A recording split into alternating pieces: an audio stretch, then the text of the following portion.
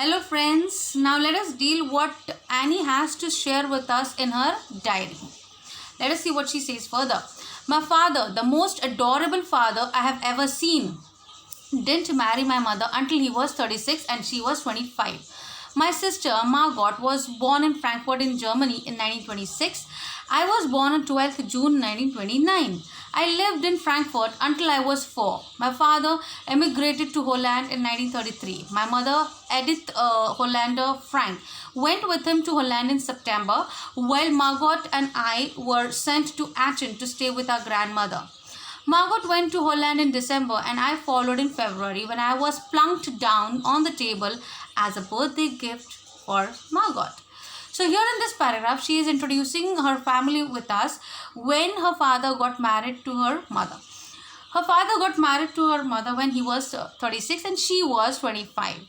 Her sister Margot was born in Frankfurt in Germany in the year 1926 and she was born on 12th June 1929. Okay, so they all lived in Frankfurt until Annie was 4 years old. At that time, her father had to emigrate, had to move to Holland. So her father and her mother, in the month of September, they moved to Holland.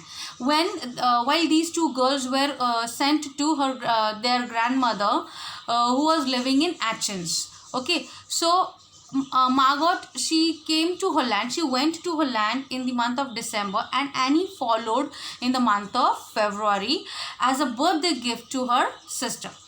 So both the girls, they went to Holland to their parents. I started right away at the Montessori nursery school. I stayed there until I was 6, at which time I started in the first form. In the sixth form, my teacher was Mrs. Cupris, the headmistress. At the end of the year, we were both in tears as we said a heartbreaking farewell. When Annie went to Holland, she was admitted in the Montessori nursery school. Okay, and when she was 6 years old, she was admitted in the first form. Form means standard, grade.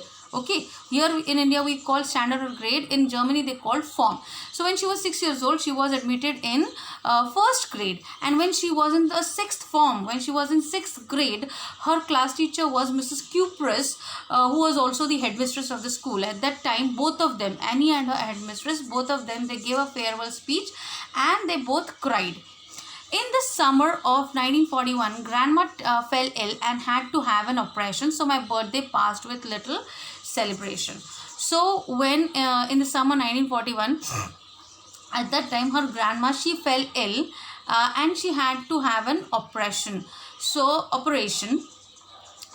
because of this reason, Annie's birthday passed with little celebration. Grandma died in January 1942. No one knows how often I think of her and still love her. This birthday celebration in 1942 was intended to make up for the other, and Grandma's candle was lit along with the rest. So finally, her grandma was suffering from certain illness. She died in January 1942. And as usual, no one knew that how sad Annie was, because Annie never revealed her secret feelings to others. So that year, her birthday was intended to celebrate, to make up the loss of grandma. And for that, Annie lit up one extra candle in the memory of her grandma. So she was so emotional, she was so bonded with her grandma that she could not make up the loss what she had in her life at that time. So she lit up one candle in the memory of her grandma. The four of us are still doing well, and that brings me to the present date of 20th June 1942 and the solemn dedication of my diary. Now here actually starts the chronicle events on 20th June 1942. Saturday, 20th June 1942. Here she has mentioned the event with her diary. Dearest Kitty, how we address to our diaries while writing diary entry. Dear diary, in the same way she has written, Dearest Kitty, our entire class is quacking in its boot. The reason, of course, is the forthcoming meeting in which the teachers decide who will move up to the next form and who will be kept back.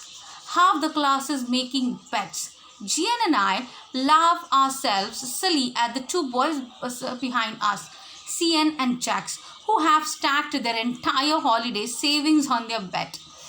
From morning to night, it's, "You're going to pass." "No, I'm not." "Yes, you are." "No, I'm not." Even G's pleading glances and my angry outburst can't calm them down. If you ask me, there are so many dummies that about a quarter of the class should be kept back. But teachers are the most unpredictable creatures on the earth. So here in this event, she's sharing her experience of a class who was literally shaking and feeling nervous when their teachers were about to decide and declare who was promoted to the next class and who was kept back. So obviously when your result is about to get revealed, you people feel nervous. In the same way, these students of a class were nervous, but not she and her friend Gian. So when they looked behind, the two boys who were there, Cn and Jax, both of them were making bets who would be promoted. So at that time, Annie and her friend Gian, they were laughing, looking at those boys, and they got so frustrated. Gian, the girl, she literally pleaded both those boys to keep quiet and keep calm. And even Annie was so angry on those boys. She gave this angry look at them and told them to keep quiet. But it doesn't work. So those boys continued to have the bets on their promotion. So here Annie is telling that if a chance was given to her who would be promoted, she would keep the quarter of the class back. She would not promote the quarter of the class because according to her, they were dummies, they were dumb people who should not be promoted. But according to her, teachers are the most unpredictable creatures on the earth. No one would predict what is going on in teachers' mind. Who would they predict? Who would not they promote? Further, I am not so worried about I am not so worried about my girlfriends and myself. We will make it. The only subject I am not sure about is maths. Anyway, all we can do is wait. Here we come to know how Annie was patient. She had patience and she was so calm.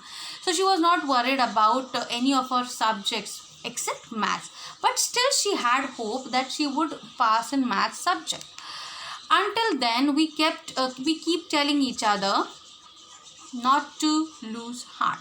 So they kept telling each other not to lose heart instead of having those stupid, silly bets.